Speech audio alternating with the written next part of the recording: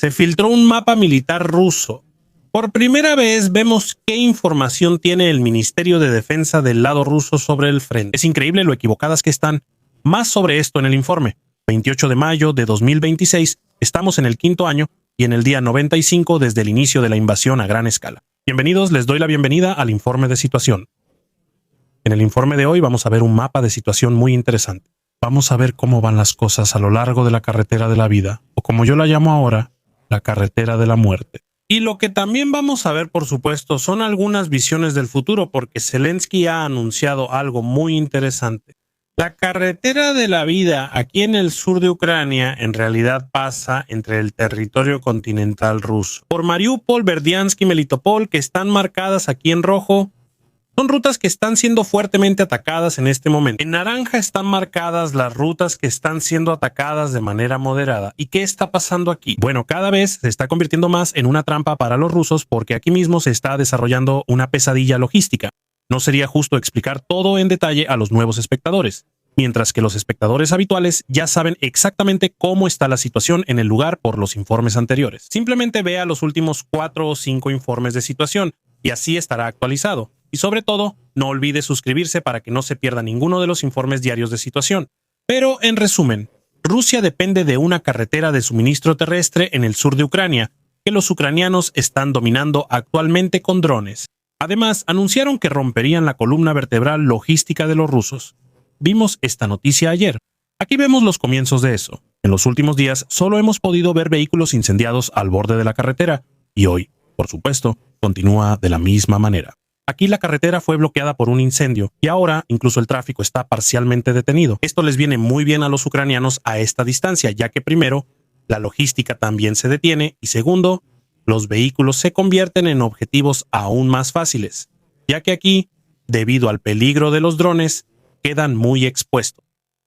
¿Qué se hace entonces si, aún así, el superior, ya sea militar o el jefe de la empresa de transporte, si es civil, obliga a los empleados o soldados a conducir por una carretera obviamente peligrosa hacia la muerte? Bueno, el Ministerio de Defensa, por supuesto, no emite ninguna recomendación.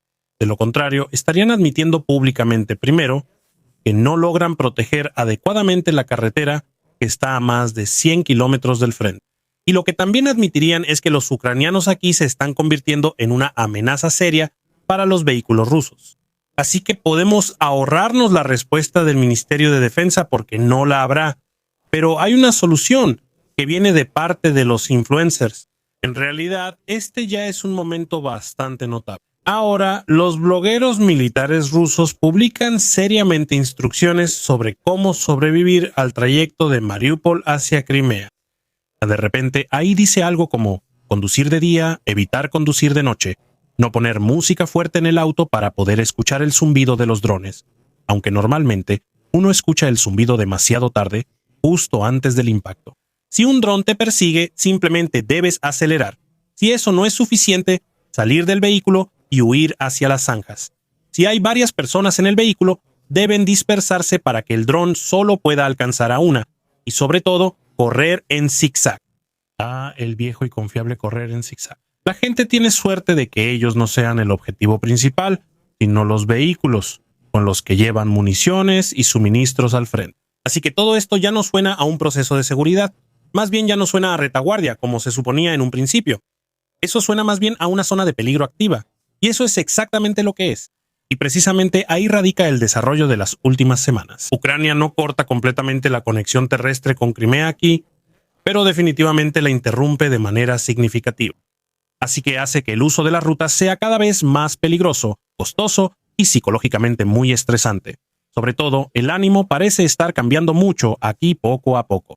Hasta hace poco, las noticias sobre ataques ucranianos allí se minimizaban. Ahora incluso fuentes rusas discuten abiertamente sobre cómo se puede pasar por la zona de manera medianamente segura. Si ahora los conductores reciben consejos de comportamiento contra drones ucranianos en las autopistas, eso muestra claramente hasta qué punto esta guerra ya ha penetrado en la retaguardia rusa. Por otro lado, también se pueden dejar que las imágenes y videos nuevos de cada día hablen por sí mismos. ¿Y qué hacen ahora los vehículos?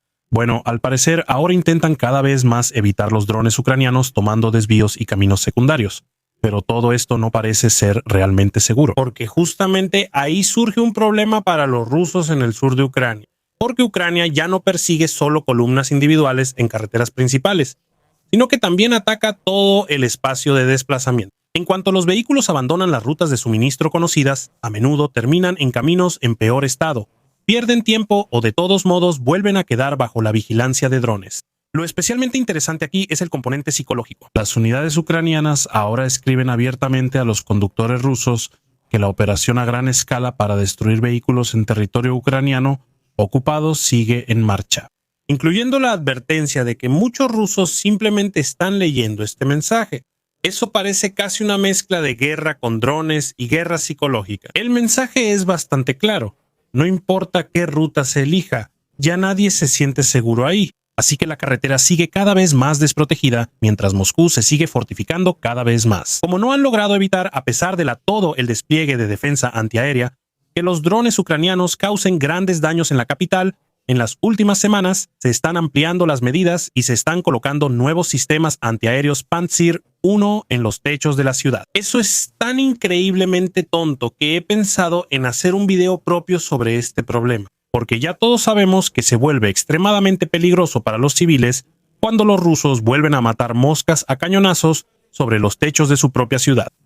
Normalmente algo así se construye frente a una ciudad o antes de una ciudad, para que pueda tener efecto antes y no en medio de la ciudad, especialmente no con misiles. Tienen que imaginarlo así. No solo disparan a objetivos que están por encima de ellos, sino también a los que están relativamente a su misma altura. Y aquí vemos un edificio alto, pero como hemos visto en el pasado, estos sistemas de defensa también se colocan en medio de la ciudad.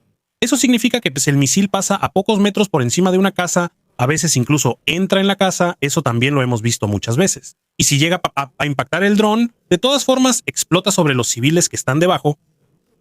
Y si no lo impacta, entonces termina alcanzando algún otro objetivo. No es tan difícil alcanzar otro objetivo en la ciudad. También me pregunto si volverá a haber gran indignación cuando se ataque un edificio así. Los ucranianos podrían considerarlo ahora un objetivo militar, aunque ellos mismos hayan puesto un sistema antiaéreo en el techo. Porque en el momento en que se colocan sistemas antiaéreos sobre o junto a infraestructura civil, la separación se vuelve muy difusa. Lo más probable es que en el próximo ataque con drones, un sistema antiaéreo vuelva a disparar contra sus propios ciudadanos y Rusia se indigne por ello. Zelensky dijo que los primeros aviones Gripen suecos para Ucrania ya están equipados con misiles Meteor de largo alcance. El Meteor es considerado actualmente como uno de los misiles aire-aire más peligrosos de Europa y puede atacar objetivos a distancias de hasta 200 kilómetros. Para comparar, si un Gripen despegara desde la zona de Dnipro, el misil teóricamente podría alcanzar objetivos mucho más allá de los territorios ocupados. Y justamente de eso surge una combinación bastante interesante para Ucrania. El Gripen serviría aquí principalmente para mantener a la Fuerza Aérea Rusa mucho más lejos del frente. Especialmente los Su-34 y otros jets rusos ya no pueden usar sus bombas planeadoras tan libremente desde una distancia segura como antes. Esto a su vez abre espacios para otros sistemas ucranianos. Drones MiG-29 con bombas de precisión, Hammer francesas por ejemplo, o incluso bombas planeadoras ucranianas que ahora han desarrollado, podrían operar y actuar de manera mucho más agresiva contra posiciones rusas, centros logísticos y objetivos de alto valor.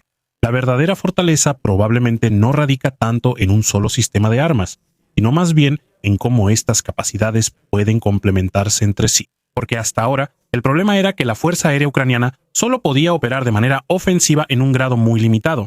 El peligro de ser interceptados por cazas rusos era demasiado grande, mientras que al mismo tiempo, las capacidades de ataque para un ataque aire-tierra eran limitadas. Con las nuevas bombas planeadoras y el Meteor, se podrían ampliar y combinar ambas áreas. Sin embargo, creo que pasarán algunos meses o incluso años antes de que veamos tales ataques. No porque la tecnología de armas no esté lo suficientemente desarrollada o porque el concepto sea malo, sino más bien porque el Gripen recién se entregará en 2027. Mire esta imagen. Soldados rusos en un carro de guerra. Este es tirado por un toro. ¿Qué puedo decir al respecto? De verdad me faltan las palabras. Pero para eso tengo una comunidad de espectadores increíble aquí y también la mejor del mundo. Creo que a todos ustedes se les ocurrirán buenas palabras para eso en los comentarios. Deje que sus sentimientos y creatividad fluyan libremente, porque como siempre, el espacio de comentarios es suyo. Ahora se pone especialmente interesante. Aquí hay un mapa de situación que supuestamente proviene del Ministerio de Defensa ruso.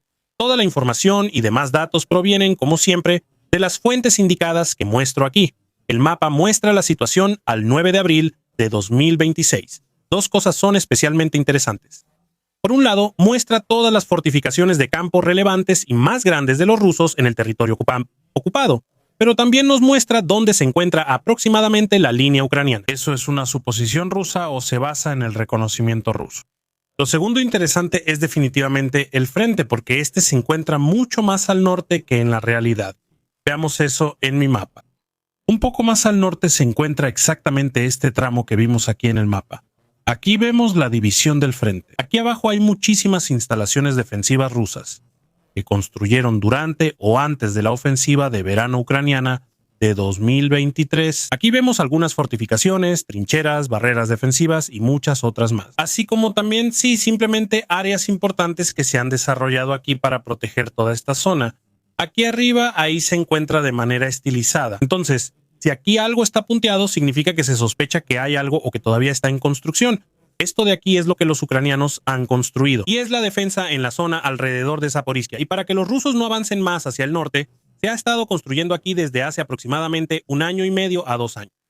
Y precisamente de esta zona se trata. Esto es lo que tenemos aquí. Ese es un punto bastante interesante porque lo vamos a ver en el mapa en un momento. Esta localidad aquí los ucranianos la pudieron conquistar hace aproximadamente 2 semanas. O en este caso, sí, la pudieron liberar.